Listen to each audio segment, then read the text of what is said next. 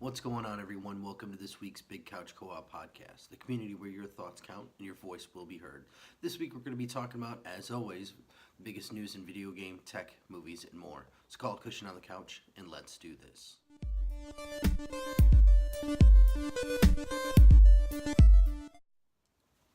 All right, everyone, just a little bit of housekeeping this week. Again, I just want to remind everyone out there that we are on YouTube for all you podcast listeners on the SoundClouds, and I'm trying to get over to iTunes, so as soon as somebody can throw me a bone and figure out how to do that for me, I will definitely put it on there for iTunes for you guys. So again, if you're not able to watch the YouTube videos, that's, awesome route for you guys to listen to.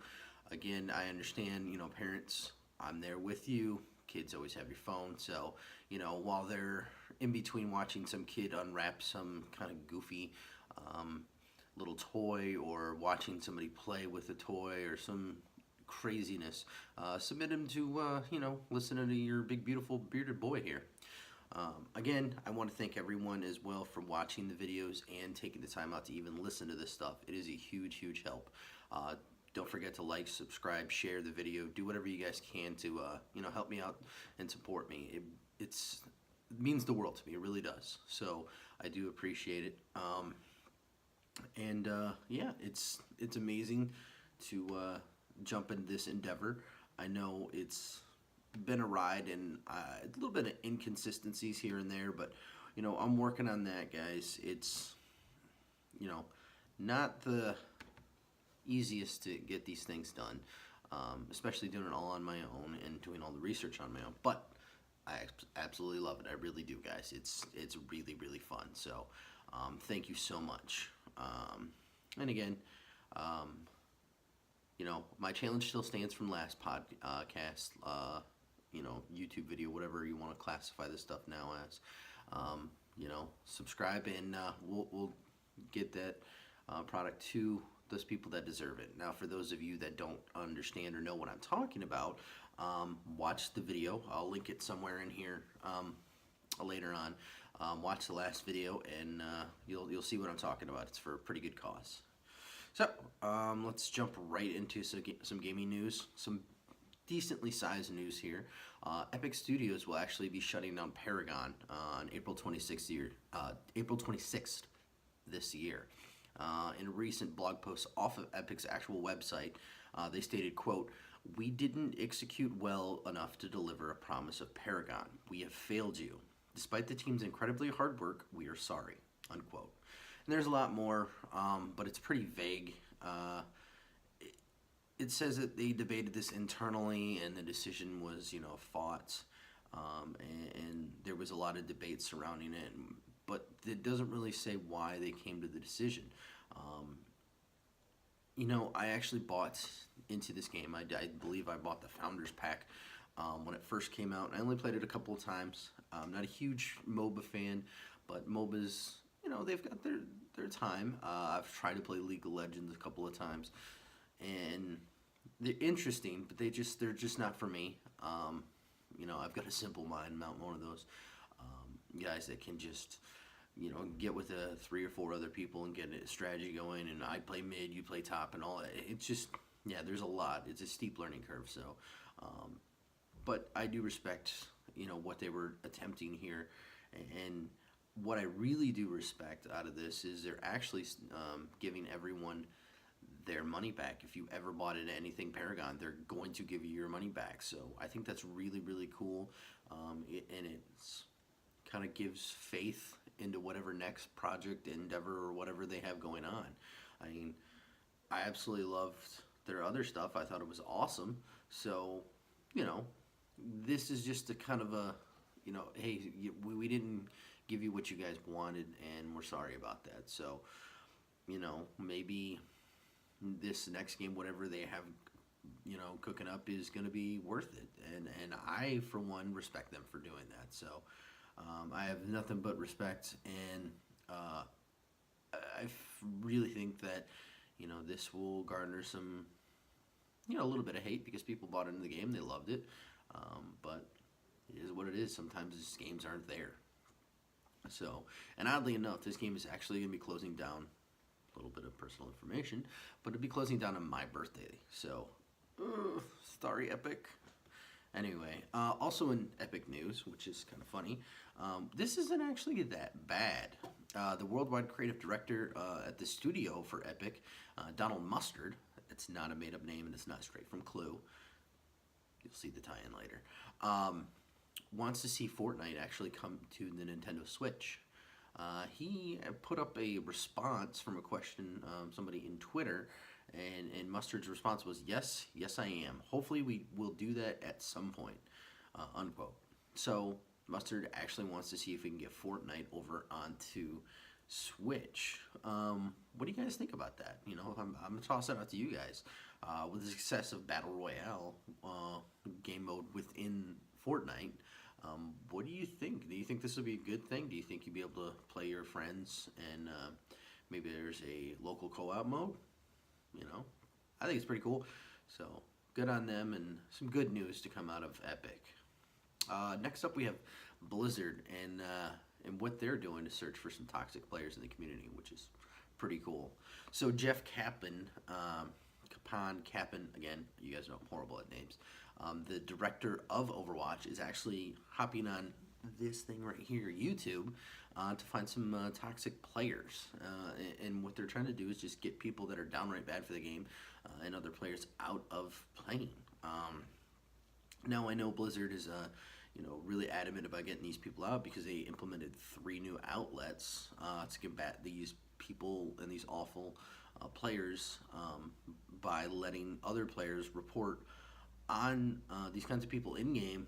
That's one way, and then they're also, I believe it's giving an in-game warning to those players that have been reported or violating the community rules, and then they're also finally letting players who report anyone know that that said person has actually been banned. So they're pretty staunch about getting and weeding out the bad people. So I like this, and I think that being proactive about getting those horrible players out of your community is the right thing to do. But again, myself, I can only speak for myself, but I think if we all kind of look internally, we've all been on the other side of it, been that kind of rude, snarky, mean person. You get into a groove with your buddies, and then you're just, you're ragging on some other players, and they take it the wrong way. Or you can say anything. I've probably said stuff on here that you guys absolutely can't stand, or you think I'm horrible or I'm an idiot or whatever.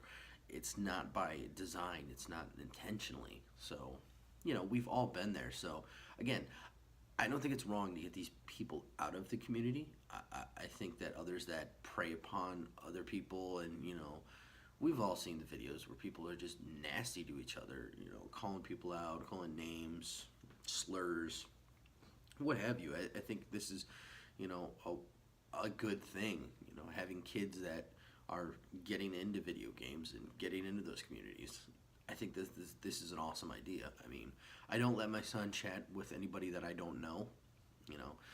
He plays with a kid that he goes to school with, but if he's playing online, say, I decided to let him play Call of Duty, well, he's got to be in our own personal chat, his own party, so that one, he's not disturbing other players, and two, other people don't prey upon him and just outlash at him for no reason, because people are just nasty anymore. So I think this is really cool. Good on you guys over at Blizzard for doing this. Okay, so again, every month I'd like to let everyone know what's going on with Games with Gold and PS Plus. I don't think Nintendo has something like that just yet, but when they do, I'll let everyone know. I just think it's something, kind of public service announcement to let you guys know, hey, you've signed up for this subscription, might as well get the free games they're giving you anyway. Maybe you don't play them, maybe you do play them. I mean, I got a ton on the catalog that I don't think I've actually ever touched. But, if you get bored, nothing to do, something to play. We all got a huge backlog anyway, but still. So Microsoft is actually really good about jumping ahead of the curve before the month actually starts, whereas PlayStation and Sony are a little slower on theirs. But so Games of Gold have been announced for February, and the games that are up for grab are Shadow Warrior and Assassin's Creed Chronicles India. That's for the Xbox One, and then for the 360 we have Split Second and Crazy Taxi. I'm not sure what the backwards compatibility is on those two games, but If they are, then you're pretty much getting 4 games for Xbox One, which is pretty cool. So, and then kind of jump into some more Microsoft news though. Kind of caveats on this is Game Pass and how it's gotten much better. Now, it's not a crazy amount better, but it is something that I think could bolster people wanting to jump back in. And if you've been on the sidelines and wary of what do I really want to jump into this? I think this is a good move for them. So basically, Game Pass now has first-party releases such as Sea of Thieves. So that just came out. So if you're a Game Pass subscriber, you can play the game. So you've got 100 games that you can pick from every month. For, I believe it's $10.99 or something like that, $9.99, whatever it is. So I think that's a really smart move. It'll entice people that are either dual console owners like myself, or those that are like, yeah, I just don't play that much anymore. Well, you're getting your money's worth on this one, so I think it's pretty cool.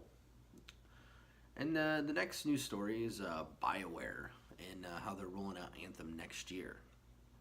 So BioWare is actually delaying Anthem to early 2019 due to some logistics, I guess that's what they're saying, rolling the game out. They're saying that the game will release, and the game releasing is pretty complex due to them releasing it physically and digitally through EA Access. So they've got a lot of hurdles to jump through. My personal opinion on this and why it's being delayed, it's because the executive producer on the game, Mark Dureth, or Dura, again, you guys know I'm horrible at names, has been appointed the executive producer of that game, and he's still on as the executive producer for Dragon Age. So I think they needed a lot of help. They're not going to say anything like that, but they needed somebody to come in and kind of guide what's going on with Dragon Age. So, or not Dragon Age, sorry, Anthem. So that's a lot to handle for one person. Why they didn't just bring another person in, I don't know. Maybe he said he could do it, but I suspect that's why they're actually delaying it to next year. All right, so finally in gaming news for this week, surprise, surprise, PUBG's actually put out numbers for their Xbox port. Now, if you guys remember a couple of videos and podcasts ago, I said that I didn't think they would actually push out their information because, well, Sony, or Microsoft rather, is not huge on pushing numbers out. Kind of because of the console race and war and all that, they're not really good about releasing numbers. But PUBG has actually released saying that they have over 4 million active players on the recent Xbox One platform port. And that's only in 6 weeks. So, that's absolutely astonishing given that the last numbers that I saw concerning PUBG on Steam where they had over 3 million active users. So they got more active users on Xbox One as of right now. I mean, again, Steam will probably release some more numbers and say they're at 5 million. So that's amazing. I can't believe that in only 6 weeks that's happened. But the question in my mind is, how are the guys over at PUBG going to combat player fatigue? Because we've all been there. We've played a game and it's repetitive. It's fun, but it's repetitive. It's the same thing over and over and over. So what new things are they going to bring to the table to actually, get us and entice us to play these games again? Now, I do know they have the new map that's coming out. I think it's like a desert map. I don't know too much about it, but again, what else do they got up their sleeve? How are they going to reinvent the wheel on this? So only time will tell. And again, more power to those guys. Congratulations, you're doing awesome stuff. That's really cool. So I'm going to move on to some movie news. I know I've talked about it before, at least I think I have. I'm getting kind of muddy with these timelines now. But some of the movies that are coming out that I'm looking forward to, and it's out now actually, is Maze Runner Death Cure. Not a huge fan of these movies, but I have to say it's because my wife has read all the books and she's kind of forced me to watch the first two. That I'm probably going to watch the third one just to round it out and, know how it ends. Again, I could just read a book. I get it. But I just want to round it out, and I'll probably end up seeing with my wife. So, yeah. Uh, Next in movie news, though, is actually pretty interesting. It's a tie back to what I was talking about earlier. The team that's writing, that has written both the Deadpools and the production studio behind them, um, Ryan Reynolds' production studio, Maximum Effort, is writing a script reboot for Clue. Yeah, that's right. And the movie will, surprise, surprise, star Ryan Reynolds. So, um, what do you guys think about that? My opinion is I've seen the original movie. I want to say a couple times, maybe two, three. It's hilarious. It was funny. You got people like Tim Curry in it. He's hilarious. But was it really that memorable, or was it really that memorable? Does it warrant a reboot? I mean, again, it was funny, but I don't know. But Ryan Reynolds has got that touch. It's hit or miss with him sometimes too. So we'll see. Let me know what you guys think. Do you really care to see somebody remake Clue? Will it have the snarky Deadpool kind of flavor to it? I don't know. We'll see. In other recent movie news, Mission Impossible has actually got a title. Tom Cruise put it out over Twitter, and he took a picture of one of the clapboards, and it's called Mission Impossible Fallout. So that's pretty cool. And kind of speaking of Tom Cruise, during one of the film sessions last year, because this has been going on for about a year, from my understanding, Tom Cruise actually suffered an injury, and him and some of the cast were recently on Graham Norton show talking about the movie, and they showed the actual footage of Tom and how he broke his foot. So I guess what it is he was jumping between two buildings. He was rigged up with cables to make sure it didn't fall, but and it looks like he misses the jump, but he doesn't miss the jump. So he's jumping from rooftop to rooftop, and he's supposed to kind of almost miss the jump and hang and grab the ledge. Well, when he was jumping and grabbing that ledge, his foot, bent at a weird angle, and he actually broke his ankle, and they had to shut down. Hence why it's taken, so long. And I guess it fully hasn't healed yet. So, I guess he's still working with it because they've got a release date. But yeah, that's got to be pretty painful, and kudos to him for doing his own stunts. But be safe out there, I guess. So, I like all the other Mission Impossible movies. I think 2 was all right. 3 was pretty cool, so on and so forth. But I enjoyed them. And, this one should be pretty enjoyable too. So I do know it has Tom Cavill or Cable from Superman. So it should be pretty interesting. So let's jump into some tech news. So a little bit of tech news. Apple is actually going to be shutting down the production of the iPhone 10. Now that's rumor, okay? So it's only rumor that they're gonna shut this down, and Apple's yet to comment on any of the rumors or rumblings. But it would be the first time that Apple shut down a phone production before they announced another phone. So I'm not sure if that's true or not, but if the rumors are to be believed, this could mean two things. First, the iPhone 10 is not performing well at all. And I'm a huge fan of Apple.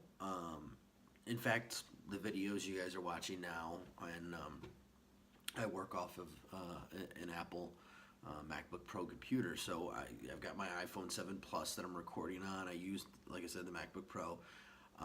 I love these products. I'm a huge fan of their stuff.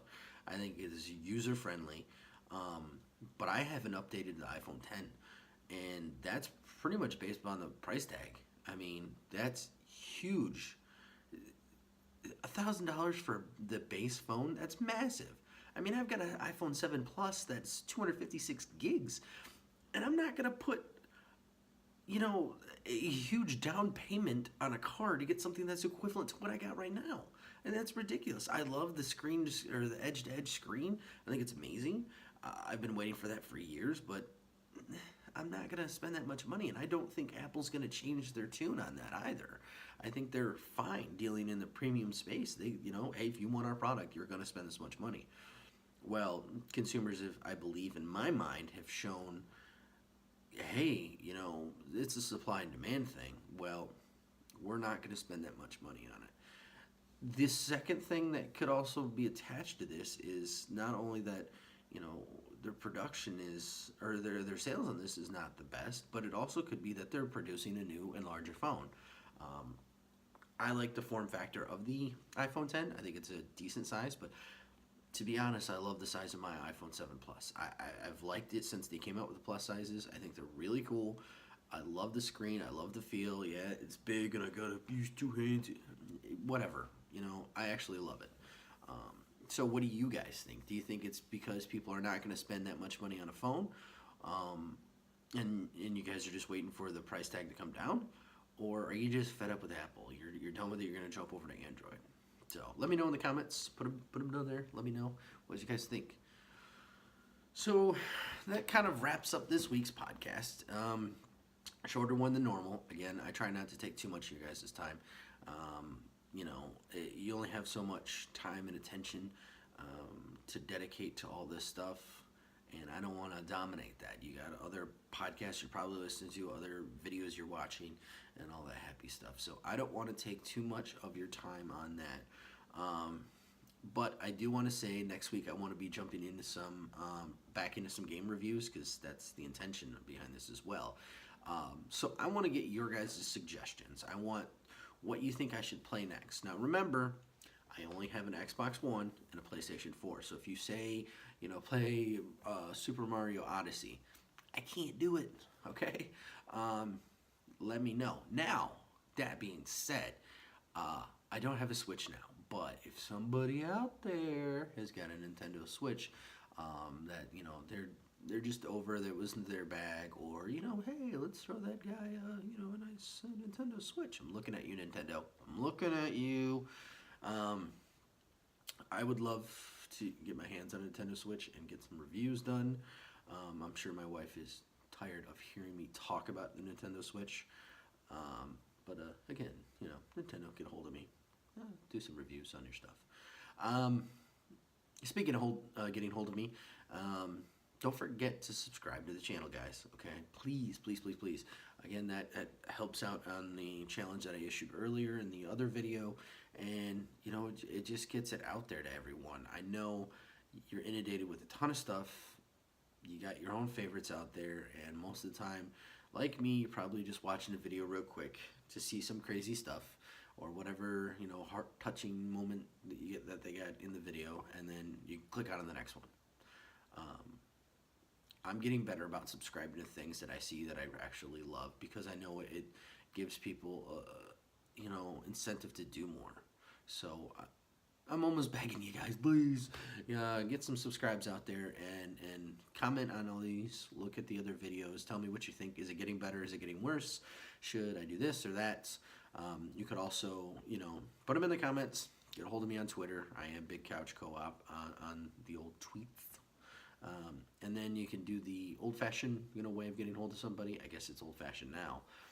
Is email, which is bigcouchcoop@gmail.com. It's all one word, bigcouchcoop@gmail.com. Again, thank you everyone so much for all your supports, and always be awesome. Thank you everyone so much for all your support, and again, as always, be awesome to one another, and I'll see you next time.